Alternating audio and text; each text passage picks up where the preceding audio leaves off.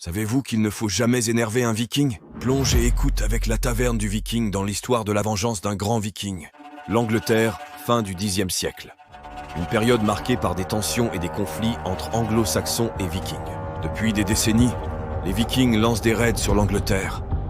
Ces incursions incessantes créent une atmosphère de méfiance et de peur parmi les anglo-saxons.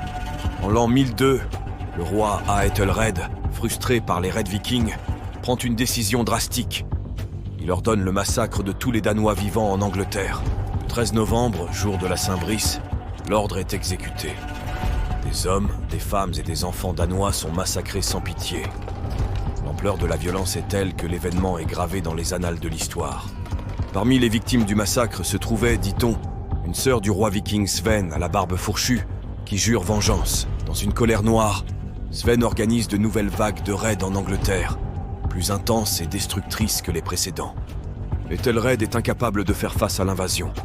Il s'enfuit en France chez son beau-frère, Richard Ier, duc de Normandie. Sven à la barbe fourchue devient roi d'Angleterre, mais décède 5 semaines plus tard. Son fils Knut le Grand lui succède et promet de combattre Aethelred dès son retour en Angleterre. Mais Aethelred tombe lui aussi. Son fils Edmond Côte de Fer lui succède, mais est finalement battu lors de la bataille d'Ashingdon, permettant à Knut d'avoir le contrôle total sur l'Angleterre. Knut le Grand règne en maître sur l'Angleterre à partir de l'an 1016, mais également sur le Danemark et une grande partie de la Norvège. Par vengeance à ce qu'a fait Aethelred, Knut épouse sa femme Emma de Normandie. Comme quoi, il ne faut jamais énerver un viking.